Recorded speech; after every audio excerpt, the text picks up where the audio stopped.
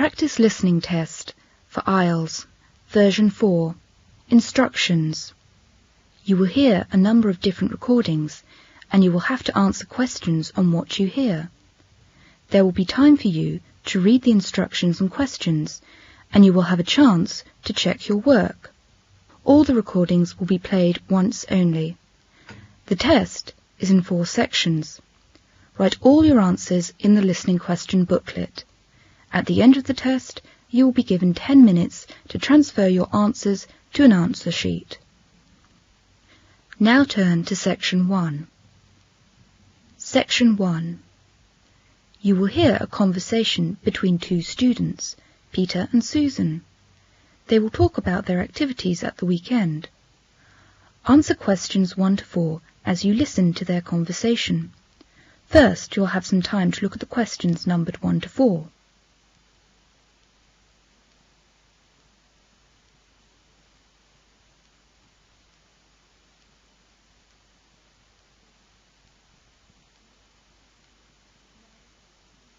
Now listen to the conversation and circle the appropriate letter or letters for each question. Hi, Susan. Hi, Peter. It's Friday again. Anything particular you want to do at the weekend? No, nothing particular in mind. Maybe tonight I'll go to a pub with some friends for the happy hour. You know, drinks are half price at weekends, and I don't have to get up very early tomorrow. Saturday morning, that's the time for washing my car, doing the laundry, and then go out for brunch. That's breakfast and lunch combined, right? Yes, that's it. You can spend 2 hours or more over brunch. It's a huge meal. You can have all the breakfast things as well as all sorts of lunch things, such as salads, chicken, pies and fruit. It's not expensive. You just pay £7 per person. For that you can eat as much as you like. It's a good time for all the family. Oh, that sounds good. What do you usually do at weekends? On Sundays I have a lot of newspapers to read. So do I. I sit in the garden over a cup of coffee with a continental breakfast and read that it's Sunday newspapers. Relax. How about Saturdays? Oh, I usually go to a club to play chess with some friends. I love the game very much. It's great fun, isn't it? Yes, lots of fun. I enjoy playing chess on Saturdays. I've never played chess, but I'd like to learn it someday. Is it difficult to learn? No, not at all. I can teach you if you like. A week later. Now Susan is teaching Peter how to play chess. Listen to their conversation. As you listen, answer questions 5 to 8 by writing 1 word for each answer, and answer questions 9 to 12 by writing T if the statement is true, and F if the statement is false, and N if there is no information given. First, you'll have some time to look at questions 5 to 12.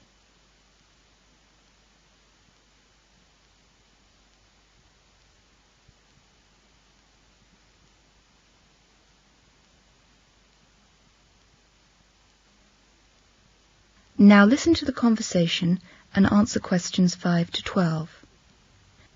Could you teach me how to play chess now? Yes, it's a board game played by 2 persons. How many pieces does each person have?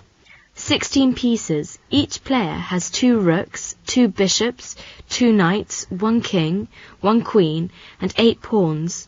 One person uses the light-coloured pieces and the other plays with the dark-coloured pieces. The colours are always called white and black, even if they are cream and red. At the beginning of the game, the pieces are set up on the chessboard as shown in the picture. Oh, I see. There are 64 squares on the board. The rows of squares across the board are called ranks. You mean the horizontal rows? Yes, the rows of squares up and down, the vertical rows, are called files. Lines of squares running diagonally are called diagonals. How to move the pieces? There are some rules. Each of the pieces has to move in a certain way. The players take it in turns to move their pieces and can move only 1 piece in each turn. Once you have touched a piece, you must move it. After you have moved it and taken your hand away, you must leave the piece where it is. So, you are not allowed to change your mind? No. Each player has 2 knights, a king's knight and a queen's knight. They are shaped like a horse's head. The knight is the only piece which can jump over pieces. It can jump over pieces of its own colour, or over enemies' pieces. The knight can move in any direction, forwards, backwards, or to either side, but it always has to move 3 squares at a time. When the knight moves, it must go 2 squares in one direction and then 1 square to the side. I have to remember this. What is the aim of the game? Well, it's to trap your opponent's king so it can't escape being captured. That is, there are no squares for it to escape to, no pieces to protect it, and no pieces to capture the checking piece. When this happens, it is called checkmate, and the player with the checking piece or pieces wins. I'm afraid I need a lot of practice. Thank you very much. That is the end of section 1. You will now have half a minute to check your answers.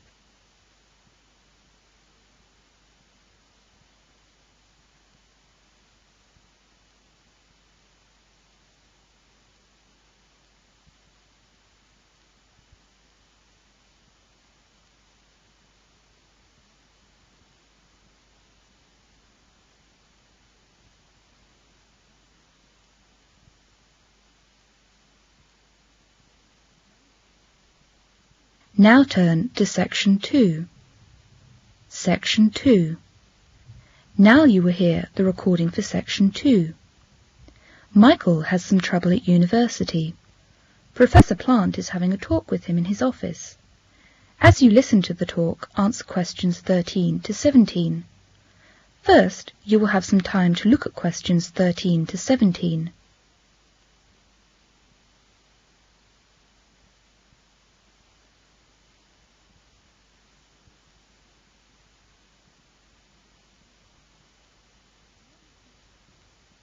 Now listen to the talk and answer questions 13 to 17.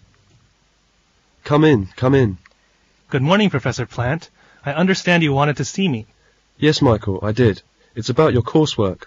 My coursework? I'm afraid your tutor, Mr. Atkins, has reported to me that your standard of your work has been getting worse. I know, Professor, He tells me that the essays you have done this term have been weak, and that your attendance at his tutorials and seminars has been poor. He has spoken to me about it, Professor. At this stage, Michael, your coursework is very important. I understand from Mr. Atkins that you are capable of an upper second, and it would be a pity to ruin your chances of a good degree, wouldn't it? Yes, it would. Michael, I think you should do 2 things. The first is to cut down on your union activities. I understand you do a lot in the student union. And the second is to see one of our welfare tutors, to discuss any problems you may have. I'd like you to make an appointment to do that as soon as possible. All right, Professor. I'll expect to hear that your coursework has improved.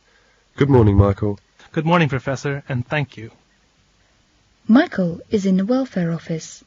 As you listen, fill in the gaps numbered 18 to 22 and answer questions 23 to 24. First, you will have some time to look at the questions 18 to 24.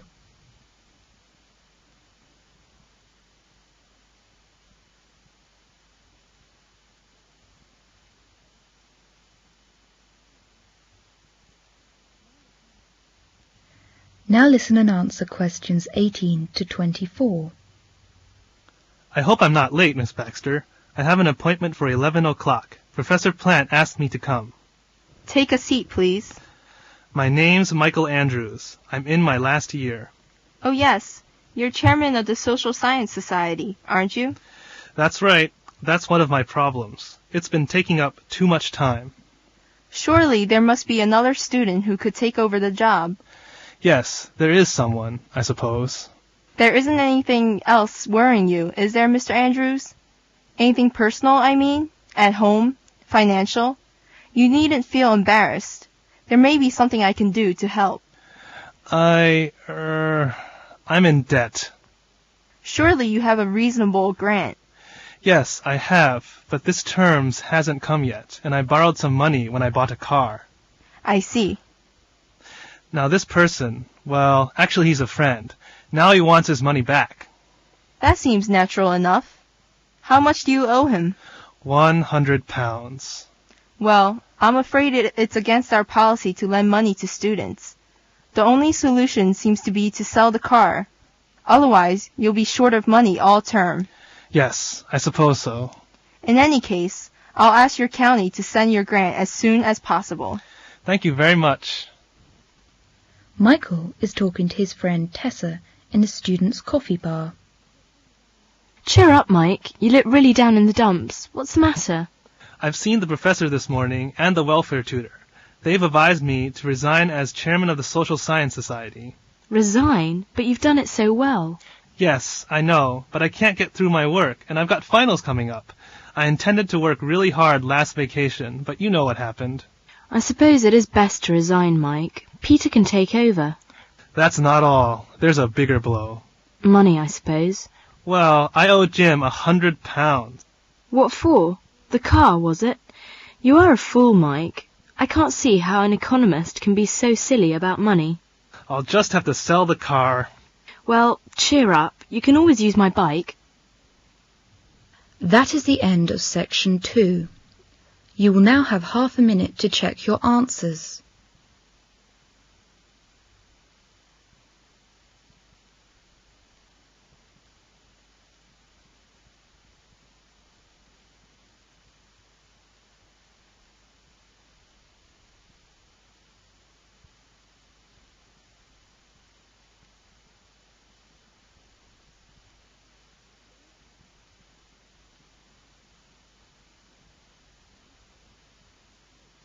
Now turn to section 3.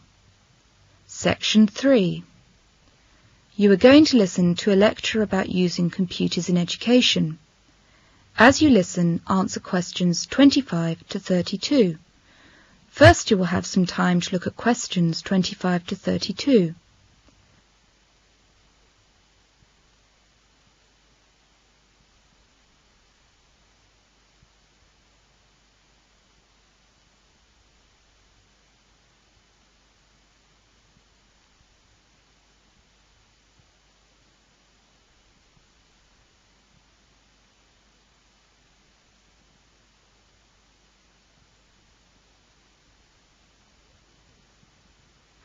Now listen to the lecture and answer questions 25 to 32. Good morning and welcome to this lecture. Today I'm going to talk about using computers in education.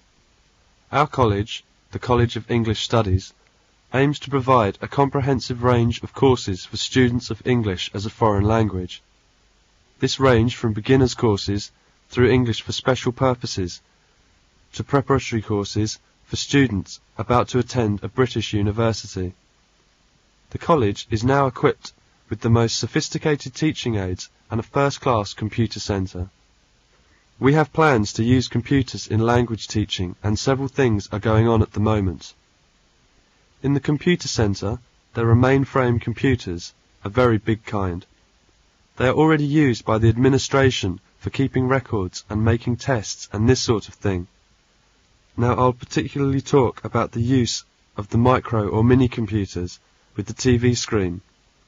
And basically the first thing we're trying to do is to put all kinds of reading comprehension tests and questions on the screens, and the idea is the student individually can select a test or a reading comprehension passage from a whole list and call it up very quickly on the screen and look at it to do the answers in that particular way. Basically, we're using it as a sort of reading device at the moment. Let's say, for example, if a student wants to practice a particular grammatical point, he just chooses it and an exercise will come up. For example, a sentence with a part missing, and the student has to choose the correct missing part. If the student gets the answer right, then the screen immediately tells the student that, and will also tell the student why it's right. If the student gets the answer wrong, the machine will explain why it's wrong, and the student can then choose to have another try at the question or to go on to the next question. The first advantage is that students can choose the thing they want to practice or to learn. Secondly, they can get immediate feedback, individual feedback, from the machine or whether they are making progress or not, and they can give up when they are tired or carry on if they're not tired. They don't have to depend on the rest of the class or the rest of the group. It's very advantageous, but I think most forms of teaching and most forms of learning are not possible by computer. I think the computer provides a lot of information when you want it, but it doesn't provide the essential feature in language learning, I think, and that is the practice of speaking to another human being or human beings. It's just an extra device, that's all. It's not intended to replace teachers, and I don't think it will replace teachers. That is the end of section 3. You will have half a minute to check your answers.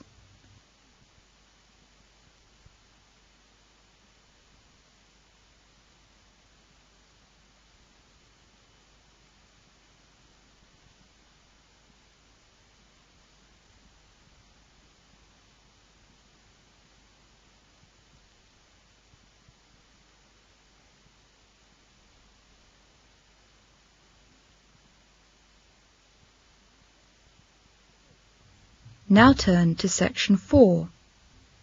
Section 4. You will hear a lecture about university awards in Britain. As you listen, answer questions 33 to 41. First, you will have some time to look at questions 33 to 41.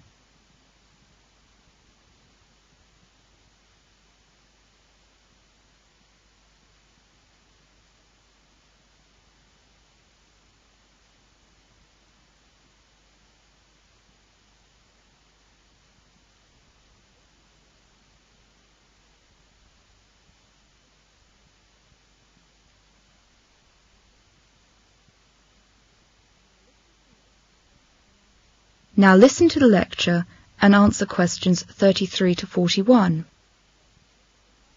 Good morning, everyone. This is the last talk in the series of lectures.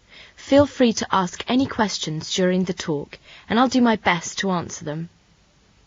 Today I'm going to talk about university awards. By that I mean the various degrees and diplomas and so on that universities give to their students. I must make it clear that my remarks will be limited to the British educational system. Different countries employ different systems. How are the university awards obtained? There are those awards which are given for the satisfactory completion of coursework and examination. The two best-known examples of these are the BA, or Bachelor of Arts, and the BSc, the Bachelor of Science, at an undergraduate level. These are sometimes also called first degrees, for the obvious reason that they are the first award that a student is likely to be given by the university. There are over 5,000 degree subjects and combination of subjects offered at universities throughout Britain. Bachelor-level degrees are normally given at the end of 3 or 4 years coursework. Some universities offer 4-year courses, especially for students from overseas. The 4 years are made up of 1 preparatory year plus 3 years of degree courses. Courses leading to degrees in medicine, dentistry and architecture can take from 3 to 7 years. Diplomas are included in this category because they too meet the criteria I have laid down here. That is to say, they are also awarded on the completion of satisfactory coursework and examination. Diploma courses normally only last for 1 year. They are too usually more narrowly specialised and more professionally orientated. Thus, they are most often given to people who are training to be teachers or social workers and who already have a bachelor-level degree. Next, there are those degrees which a university gives for successful completion of a piece of research. The MA, Master of Arts, the MSc, Master of Science, and the MBA, Master of Business Administration, are the ones most frequently awarded here at postgraduate level. At one time, these degrees were awarded only for the completion of research work, but over the past 20 years or so, a large number of additional master degrees have been introduced, which combine a quite small piece of research with a substantial amount of coursework on which the student is examined. The PhD, or Doctor of Philosophy, the most prestigious research degree, is on the other hand only awarded for a piece of research which shows great depth and considerable originality. It is expected to make a significant contribution to a knowledge of and understanding of a problem. It usually involves at least 4 years full-time research. Thirdly, and least commonly, there are the honorary degrees. These are, for example, the D.Lit, or Doctor of Letters, Doctor Litterum, if you want it in the original Latin, the DSCs, or Doctor of Science, and the LLD, or Doctor of Laws. These awards may be, in fact often are, awarded to people who have never been to university at all. They are very often, in fact, given to people who have distinguished themselves in some field of non-academic activity outside. Thus, the university may wish to honour a famous writer by giving him a D.Lit, or a famous politician by giving him or her an LLD. That's all I want to talk about today. Are there any questions? May I ask a question about the examinations? Yes, go ahead. What kind of examinations are the students going to have at the end of their coursework? Examinations can be divided into two types, objective and subjective. The objective test is designed in such a way as to require one and only one correct answer. It's considered to be a good test of factual knowledge. Examples of objective tests will consist of multiple choice and true-false questions. On the other hand, the subjective test allows for many possible ways of expressing an answer. Sometimes it even accepts completely different answers from different people, such as essays and interviews. Thank you very much. Well, if you want any more information, please feel free to come and talk to me. That is the end of section 4. Now you will have half a minute to check your answers.